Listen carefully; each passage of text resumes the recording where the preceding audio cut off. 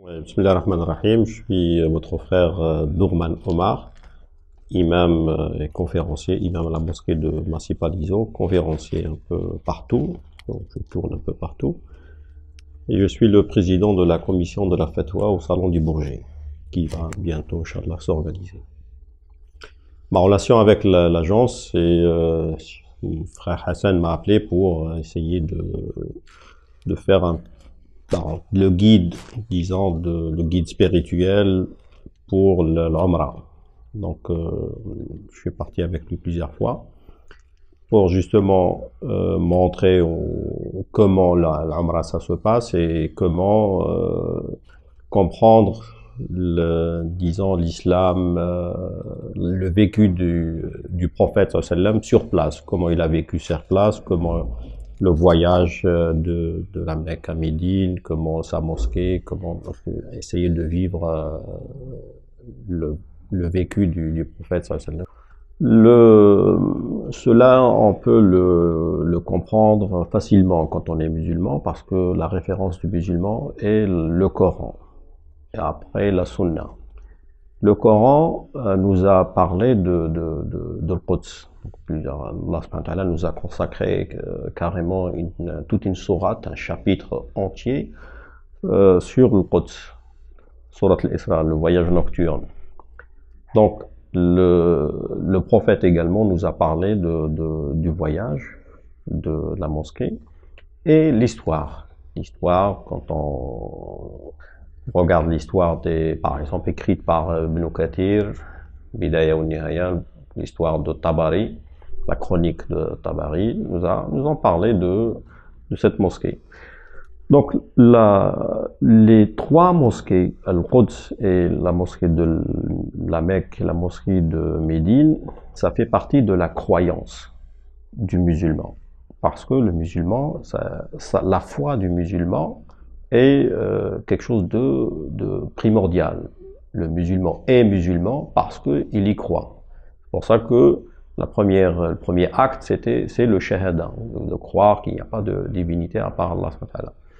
Et parmi les 6 piliers de la foi, croire dans les livres rapportés, notamment le Coran. Ça veut dire le Coran, ça veut dire que tout ce qui contient également fait partie de la foi musulmane.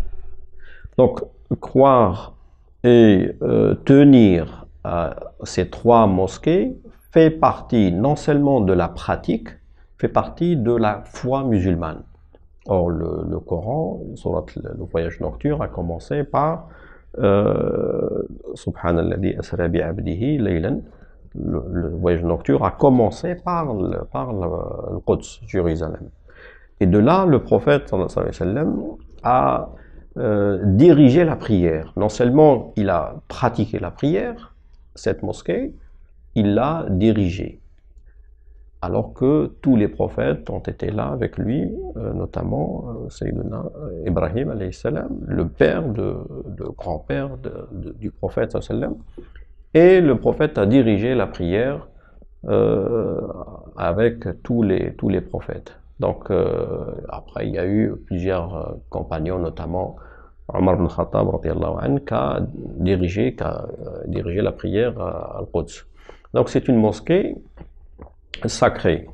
La mosquée Al-Quds, c'est quelque chose de sacré. Donc c'est pour ça que le prophète sallallahu alayhi wa sallam nous a incité à aller visiter les 3 mosquées.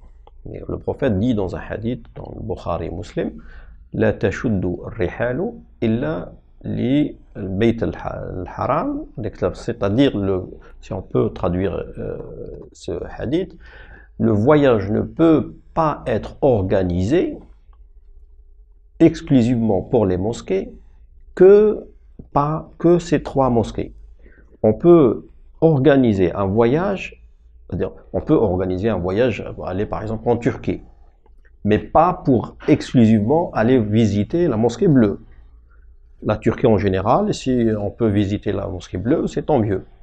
Mais les 3 mosquées, le Quds et la mosquée de la Mecque et de Médine, on a l'autorisation du prophète, et c'est Yajouz, d'organiser un voyage pour aller exclusivement visiter les mosquées.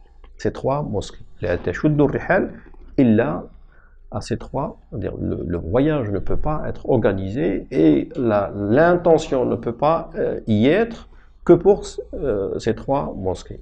Donc, les trois mosquées sont donc le Quds, notamment on est en train de parler de Quds, et c'est une mosquée qui fait partie de la croyance.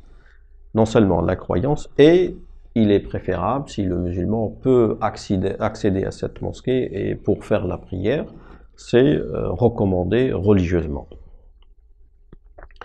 Cette mosquée est la deuxième mosquée construite après la Mecque. La Mecque a été construite par Sayyidina Ibrahim alayhi salam, la divergence bien sûr il y en a, mais 40 ans après, la deuxième mosquée c'était la mosquée de Al-Quds. 40 ans après, la mosquée a été construite. Et de là, la prière du prophète sallam, quand il faisait la prière, et à la Mecque et à Médine, il faisait la prière à la Mecque de 4 raka'at par jour, il se dirigeait, le prophète sallam, vers Al-Quds. Donc c'était la première direction pour les musulmans. Jusqu'au jour où le prophète se retrouve à Médine, il a prié à Médine vers Al-Quds. Donc c'était la première qibla pour les musulmans. Après, le prophète sallam a aimé changer cette qibla et Allah subhanahu wa ta'ala lui a donné l'autorisation de se diriger, jusqu'à présent aujourd'hui, se dirige vers la Mecque. Donc la mosquée, c'est une mosquée sacrée, ça fait la troisième mosquée sacrée, et c'est la première mosquée qui était la qibla du musulman. Et la deuxième mosquée, dans l'histoire, construite avant même la mosquée de Médine, la mosquée du prophète, sallallahu alayhi wa sallam. L'événement historique, premièrement, c'était la direction. C'était la direction parlant de l'historique, de l'histoire du prophète Mohammed sallallahu alayhi wa sallam. Mais notre histoire remonte à loin, remonte à tous les prophètes, parce que la croyance musulmane est une croyance qui recommande la croyance de tous les prophètes. Donc nous croyons en tous les prophètes. C'est-à-dire, notre histoire est liée également aux prophètes. Sayyidina Sulayman, c'est un prophète, c'est lui qui a construit cette mosquée. Donc, elle est liée à très loin. Et cette mosquée a été construite par l'ordre de Sulayman alayhi salam. Donc, après, il y a eu, revenons à l'époque du prophète Mohammed sallallahu alayhi wa sallam, le prophète a voyagé, il fait le voyage nocturne. Et de ce voyage nocturne, la mosquée a été liée religieusement aux musulmans. C'est-à-dire, elle est devenue un endroit sacré que le musulman doit tenir à cet endroit. Après, par moment de guerre, par moment cette mosquée a été, disons, perdue. A été perdue plusieurs fois, récupérée plusieurs fois, notamment la récupération de Omar ibn Khattab, qui a récupéré la mosquée. Après, on a perdu cette mosquée.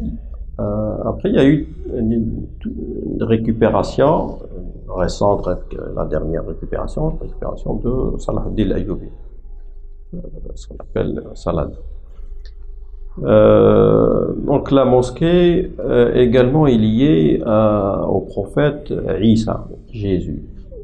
Or, Jésus a prié dans cette mosquée. Et la naissance même de Jésus, alayhi salam, a été à Beit Lahm. Beit Lahm, c'est l'endroit où Jésus a été né. Donc la mosquée est liée également à le prophète Moïse, a fait la prière dans cette mosquée. Donc la mosquée appartient, disons, aux trois religions. Appartient aux juifs, appartient aux chrétiens et appartient également aux musulmans. C'est-à-dire, quand on dit Moïse et Jésus, c'est des musulmans. C'est des croyants, c'est des musulmans. Pour nous, c'est des croyants, c'est des musulmans. Donc, c'est pour ça jusqu'à aujourd'hui, la mosquée, elle est visitée par des chrétiens, par des musulmans et par des juifs. Donc, elle est liée, cette mosquée, jusqu'à aujourd'hui, aux trois religions, toutes les trois religions monothéistes. Et les hadiths, ils sont divers, plusieurs hadiths qui parlent de la récompense de la prière de Quds. Il y a 200 à 250, à 500, à 1000 et à 50 000. Donc on ne sait pas exactement, il y a plusieurs hadiths qui sont rapportés par des grands savants, notamment Al-Hakim, Mustadrik, Daraqutni, c'est des livres du hadith, donc ils nous ont rapporté que la prière, elle va de 200 jusqu'à 50 000. Donc il n'y a pas un chiffre exact sur la prière. L'essentiel que la prière al-Quds, elle est recommandée aux musulmans, et la récompense, elle est entre cette fourchette, entre 100 prières et 50 000 prières. Il faut savoir aussi que quelques versets coraniques ont été révélés à Al-Quds. Donc, Suyuti parle dans l'Itqan, son livre consacré aux sciences du Coran, nous parle de quelques versets qui ont été révélés à Al-Quds. Donc c'est tellement sacré que même le Coran a été révélé dans le Quds. Donc, toutes les pratiques ont été révélées alors que le prophète était sur terre, à la Mecque, à Al-Quds ou à Médine, à part la prière. La prière a été entre Allah subhanahu wa ta'ala et le prophète, sans intermédiaire. Il n'y avait pas, parce que la prière a été imposée alors que le prophète faisait le voyage nocturne. Donc il a voyagé vers Allah subhanahu wa ta'ala et de là il a reçu l'ordre de la prière. Une possibilité à réaliser la parole du prophète sallallahu alayhi wa sallam, et réaliser tout d'abord un verset coranique. Or, le musulman, il est tenu à réaliser et pratiquer tous les versets coraniques. Donc, s'il y a cette possibilité, je conseille aux frères de s'organiser et d'aller voir cette mosquée, de prier dans cette mosquée. Et dans cette mosquée porte en elle une histoire de l'humanité. Toute l'humanité est liée à cette mosquée parce que l'humanité contient les trois grandes religions. Et cette mosquée a été le vécu de toutes les religions, les trois. Donc, allez-y, s'il y a la possibilité financière, bien sûr, il faut essayer de pratiquer ces versets coraniques et ces paroles du prophète sallallahu alayhi wa sallam.